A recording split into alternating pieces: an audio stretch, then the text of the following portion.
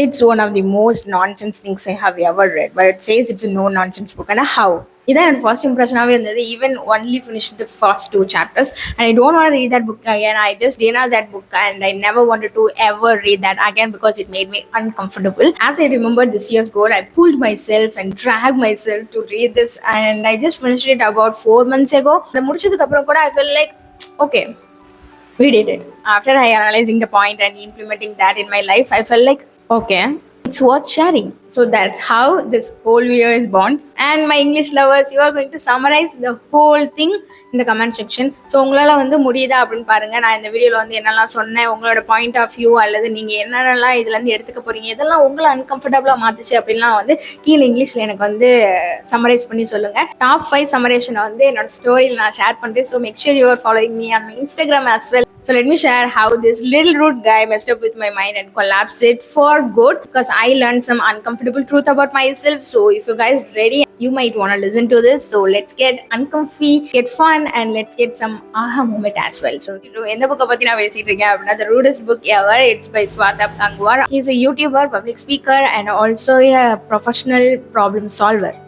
S, நான் இப்போ தான் இந்த மாதிரி ஒரு இதே ப்ரொஃபஷனலாக இருக்காங்க அப்படின்றது எனக்கு வந்து தெரியும். Okay, anyway I am not going to share the summary here and I'm going to share my thoughts and what are the things that I want you guys to know. அதை மட்டும் தான் நான் வந்து என்னோட பாயிண்ட் ஆஃப் வியூவில் சொல்ல போகிறேன். So let's get started. The first point I am going to talk about is you are not special.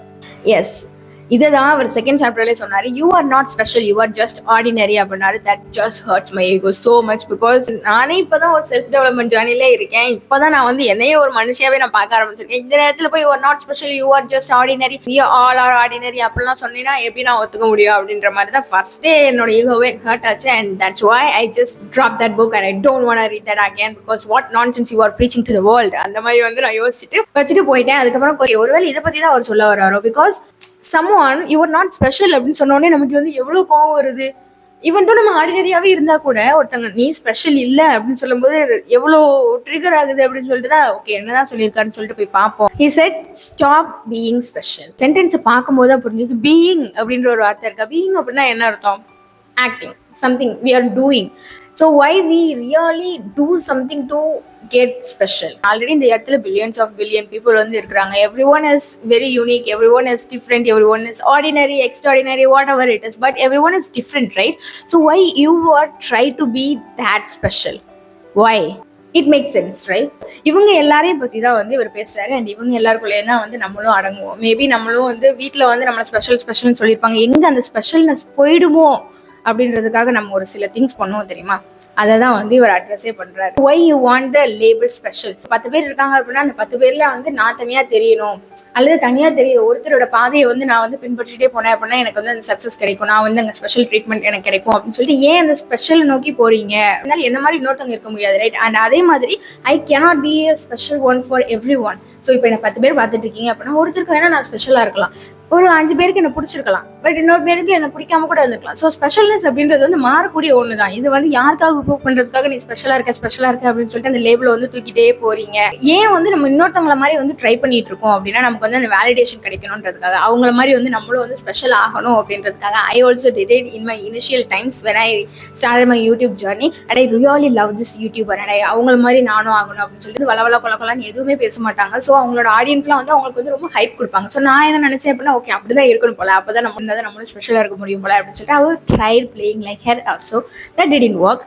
And after some time ஒருத்தவங்க வந்து நல்ல பர்சனல் ஸ்டோரியை வந்து அவங்க பேசி வீடியோ போடுவாங்க. I really like her also. I just tried that and implement that also. That didn't work and I was like so much frustration. அவங்க பண்றாங்க, அவங்க ஸ்பெஷலா இருக்காங்க, I try to copy that, but why I am not special to everyone அப்படின்ற மாதிரி ஒரு question இருந்துகிட்டே இருக்கும்போது at some point I realized that okay, you can be yourself. That is the specialness that you are holding. Why you need the label of other specialness into your mind அப்படின்ற மாதிரி நான் யோசிச்சதுக்கு அப்புறம் it's good.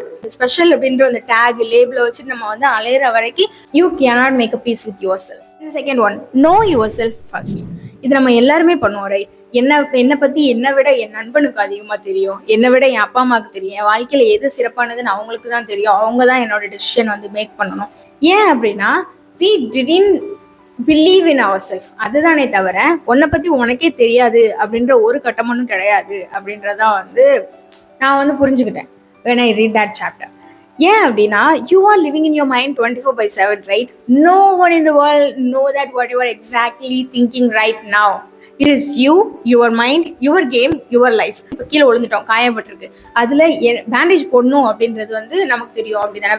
But என்னை விட இன்னொருத்தருக்கு நல்லா தெரியும் அப்படின்றதுக்காக அவங்க வந்து சும்மா சாக்லேட் கவரை வச்சு வேற ஏதாவது வச்சு கட்டி விட்டாங்க அப்படின்னா அது சரியா போகுமா?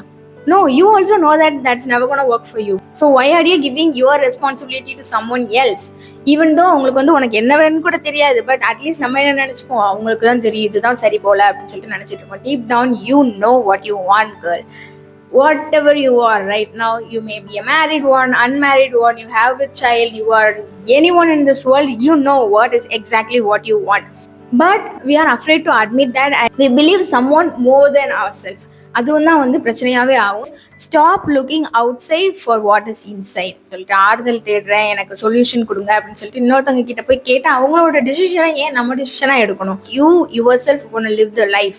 If they are making the decisions for you, it's their life, it will become their choices. But why you are living someone else's script?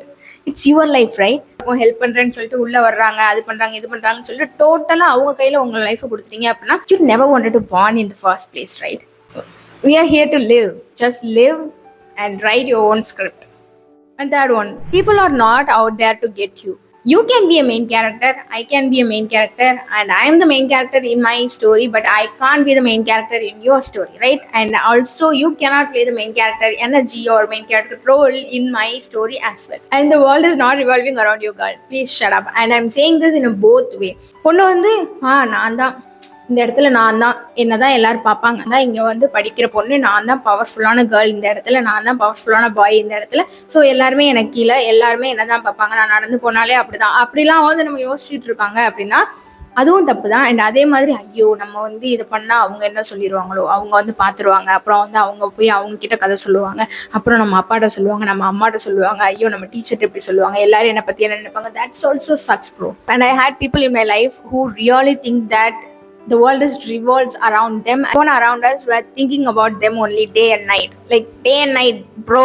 Even your own parents wouldn't even think about you 24/7. They have their chores to do. They have their life to live. No one in this world gonna think about you 24/7. Stop thinking like that. It's the main point that I'm making this whole video, because if you are seeing this, please take a chance. Please live your life. இப்போ நானே வந்து இந்த video make பண்றேனா, இந்த video பார்க்குற ஒரு 5 நிமிஷம் நீங்க என்ன பத்தி நினைப்பீங்களா? ஆஃப் பண்ணி வச்சிட்டீங்க. இல்லை வேற ஓகே வேற ஏதாவது இந்த மாதிரி வீடியோ டாபிக் வரும்போது ஆமா அன்னைக்கு அவள் வீடியோ போட்டிருந்தா அப்படின்னு சொல்லிட்டு அன்னைக்கு என்னை பற்றி 2 நிமிஷம் யோசிப்பீங்களா? அவ்வளோதான். இப்போ நான் இங்கே உட்காந்துட்டு ஐயோ எல்லாரும் என்னை பற்றி தான் திங்க் பண்ண போறாங்க, how can I make video and put that out love, எல்லாரும் என்னை பற்றி நினைச்சிட்டே இருப்பாங்க, நான் ஐயோ எப்படி நான் வந்து ரெக்கார்ட் பண்ணி எல்லாருக்கும் தெரியுற மாதிரி ஒரு வீடியோ வந்து நான் போட முடியும், அப்பெல்லாம் நான் யோசிச்சுட்டு இருந்தேன்னா I'm not gonna be here, right? I am thinking like that in a way. Hey, I'm making a video and you can watch it 24/7. Of course you can watch 24/7, but you cannot think about me 24/7. That is the reality and that's the thing that you really want to hear today, period. This is the fun thing that I really get away from this book for myself. Don't take rejections personally. Yes, we all do. Right? நானும் no exception தான். Say for example, நான் இப்போ எங்கள் அக்காட்ட தண்ணி கேட்குறேன்னு வச்சுக்கோங்களேன், அவள் எடுத்துகிட்டு வந்து கொடுக்கும்போதெல்லாம் நமக்கு பெருசாக ஒன்றுமே தெரியாது. பட் இதே இது ஒரு நாட்டை நீ போய் எடுத்துக்கோ அப்படின்னு சொன்னா நம்ம வந்து நான் கேட்டு எடுத்துகிட்டு வரல, நமக்காக இதை வந்து செய்ய மாட்டாங்க யாருமே இந்த உலகத்தில், எனக்கு போய் நோ சொல்லிட்டாங்க அப்படின்னு சொல்லிட்டு அந்த ரிஜெக்ஷனை கூட நம்ம மனசு வந்து தாங்காது. இவ்வளவு நாள் விழுந்து செஞ்சிருப்பாங்க, பட் அது எதுவுமே கண்ணு தெரியாது. அதே மாதிரி தான் ஒரு இன்டர்வியூக்கு போனோம் அப்படின்னா கூட நோ சொல்லிட்டாங்க அப்படின்னா அதுக்கு முன்னாடி நம்ம நிறைய பண்ணியிருப்போம், ஐ மீன் நிறைய நமக்கு வந்து பாராட்டியிருப்பாங்க, நம்ம வந்து ஒரு பெரிய ஒரு பர்சனா வருவோம் அப்படின்னு சொல்லிட்டு எல்லாருமே நம்பியிருப்பாங்க. அதெல்லாம் வந்து ஒரு நிமிஷத்துல இல்லாம போயிரும் ஒரு தடவை நோ சொன்னாங்க அப்படின்னா. எஸ் எப்போதுமே பர்சனலா எடுத்துக்கவே மாட்டோம். இப்போ நம்ம எந்த ஹெல்ப் கேட்கறனாலும் சரி, நம்ம ஃபீலிங்ஸையே ஷேர் பண்ணிக்கிறனாலும் சரி, எஸ் அப்படின்றத வந்து நம்ம எப்போதுமே ஒரு பெரிய ஒரு விஷயமா வந்து பார்க்கவே மாட்டோம். எஸ் அப்படின்றது normal, but the minute we say no, hurt ஆயிக்குவோம், சேட் ஆயிக்கிறோம், ரொம்ப மிசரபிள் ஆகிக்குவோம், ஒரு கூண்டுக்குள்ள வந்து அடைஞ்சிரும். நம்ம என்ன கேட்டாலும் கிடைக்காது இந்த வாழ்க்கையில, எல்லாரும் நமக்கு நோ தான் சொல்ல போறாங்க, எதுக்கு இன்னொருத்தங்கிட்ட போய் நம்ம கேட்க போறோம் அப்படின்னு சொல்லிட்டு மோட்டிவேஷனல் கோட்ஸா பார்த்துட்டு இருப்போம். But why? I am also someone, right? If you are asking something to me, if I can't do that, I would say no, I can't make it, no, I don't do this, முடிச்சுடுவேன். But even someone has said no to me, I might take it personally. After I reading that, only realized that okay, no is also an answer. It's not something like embarrassment, நம்மளை அவமானப்படுத்துறாங்க, நம்மளை கீழே போட்டு மிதிக்கிறாங்க, அப்படிலாம் வந்து ஒன்றுமே கிடையாது. If I am saying no to you, I am having my own reasons, right? So அதே மாதிரி தான் நீ எனக்கு நோன்னு சொன்னா கூட உனக்கு ஏதாவது ரீசன் இருக்க போது, உன் சுச்சுவேஷன் இருக்க போது, உன்னோட கேப்பபிளை பொறுத்து தான் நீ வந்து சொல்ல போற. So don't take rejections personally. Do not take rejections personally, and do not take rejections personally.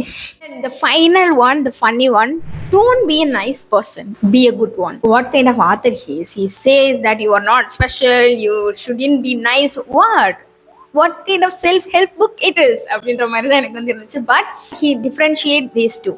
What is nice, what is good. Good people would do good things. Good people do good things even not everyone is agreeing with them. The nice person on the other hand only do things to please the people. Nice people அப்படின்றவங்க வந்து நம்ம வந்து இன்னொருத்தவங்க கிட்ட ரொம்ப ஃப்ரெண்ட்லியா ஸ்வீட்டா இருக்கணும் அப்படின்றதுக்காக அவங்களுக்கு என்ன வேணுமோ அதை பொறுத்து வந்து அவங்கள ப்ளீஸ் பண்றதுக்காக வந்து நம்ம பாடாப்பட்டுட்டு இருப்போம். அவங்க வந்து இப்படி பண்ணா அவங்கள வந்து நம்ம ப்ளீஸ் பண்ணிடலாம், அல்லது அவங்களோட அக்ரிமெண்ட் அவங்க வந்து கம்ஃபர்டபுளா இருக்கலாமா, அவங்களுக்காக வந்து நான் ஒரு வாய்ப்பு எனக்காக நான் விட்டு கொடுக்குறேன்.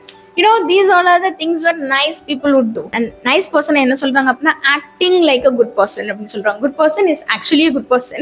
Nice person is acting like a good person. So if you're a good person, okay, என்னோட பிரின்சிபலுக்கு இது வந்து ஒத்து வரல, so I cannot do that அப்படின்றத வந்து நம்ம வந்து சொல்லிடுவோம். Being a nice person, அந்த பிரின்சிபலே வந்து அவங்களுக்காக வந்து மாத்துறது. Of course we all do that kind of things for our loved ones, but not that case.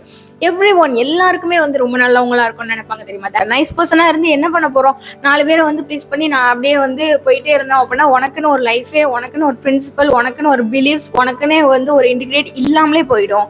So make sure you are a good person and do things what is aligning with your principle. And then I realized that okay, am I a nice person or am I a good person அப்படின்னு சொல்லிட்டு. Yeah, I am a good person, but sometimes I really do nice things just to make comfortable someone else, right? So even though நம்மளே uncomfortable ஆக்கிட்டு இன்னொருத்தவங்க வந்து comfort பண்ணணும் அப்படின்றதுக்காக, because like I'm a nice girl அப்படின்ற ஒரு பேர் வாங்கணும் அப்படின்றதுக்காக I did some things, but not anymore. After reading this, நம்ம மூளையிலே வந்து இது கான்ஷியஸா இருக்கும் இல்லையா? ஸோ இனிமேல் நான் அதை வந்து பண்ணணும் அப்படின்னா கொஞ்சம் யோசிச்சு பண்ணுவேன். Because there is no need for you to what to say, நம்மளே வந்து குறைச்சிட்டு இன்னொருத்தவங்களுக்கு வந்து போய் பண்ணணுன்ற எந்த அவசியமே கிடையாது, right? So that is what we call self development, character development. So these are the 5 things I wish I want to share it with you all. Yes, இதை தாண்டி நிறைய அவங்க வந்து சொல்லியிருக்காங்க, but I feel these are the base. And even though it is uncomfortable to hear, yes, நிறைய பேருக்கு வந்து நமக்கு மண்டையில் வந்து உரைச்சிருக்கும், ஓகே நம்ம இப்படி தானே பண்ணுறோம் அப்படின்னு சொல்லிட்டு. லைக் எனக்கு உரைச்ச மாதிரி டோன்ட் பி ஸ்பெஷல்னு ஒன்று என்னோட மனசுலேயே வந்து ஒரு ஓட்ட விழுந்த மாதிரி ஆயிடுச்சு. And rejection, don't take rejection personally, அதுவும் வந்து என்ன அன்கம்ஃபர்டபுளாக தான் இருந்துச்சு. ஸோ உங்களுக்கு வந்து எந்த பாயிண்ட் வந்து அன்கம்ஃபர்டபுள் ஆகுச்சு அப்படின்னு சொல்லுங்கள், எதை நீங்கள் மாற்றிப்பீங்க அப்படின்னு சொல்லுங்கள். அண்ட் இந்த புக்கை வந்து நான் உங்ககிட்ட சஜஸ்ட் பண்ணுவேனா அப்படின்னு கேட்டிங்க அப்படின்னா, I don't think it is a rudest book ever to exist. It is an intense book you really need to read to improve yourself. It's like a skippable one. Review பார்க்கும்போது அல்லது இதை பார்க்கும்போது it might give you a tight slap அப்படிலாம் வந்து போட்டிருந்தாங்க, but I might say it is not giving me the tight slap or something. It just like wake up. In addition to that, I'm not a non-fiction lover at all. I love fiction and I love fiction only. இது வந்து சும்மா படிக்கணுமே அப்படின்னு சொல்லிட்டு படிச்சது. So I didn't go through so much non-fictional books. So எனக்கு வந்து இதை compare பண்ண தெரியல. It's an easy kind of book if you are asking me. வார்த்தையெல்லாம் வந்து நமக்கு புரியுற மாதிரி தான் இருக்கு. So if you are in an English learning journey as well, girl, you can read this. So yeah, இதே மாதிரி வந்து நிறைய வீடியோ வரப்போகுது. இந்த வீடியோ வந்து நான் லெசன் லேர்ன்ட் அப்படின்ற ஒரு பிளேலிஸ்ட் போட்டு வைக்க போறேன். And this is the first episode. So if you are new here, yes, I have so many playlists to go through and you can watch it anywhere, anytime. And இந்த எபிசோட்ல நம்ம என்ன பண்ண போறோம் அப்படின்னா, நான் படிச்சது அல்லது பார்த்தது அதுலேருந்து வந்து என்னோட வியூ அல்லது நான் என்ன கற்றுக்கிட்டேன் அப்படின்றத வந்து உங்ககிட்ட வந்து ஷேர் பண்ணிக்க போறேன். Because we all are human beings, we want to upgrade our life every single second, right? So I think நான் சொல்ல வேண்டியது எல்லாத்தையும் சொல்லிட்டேன் நினைக்கிறேன். Now I have to say bye.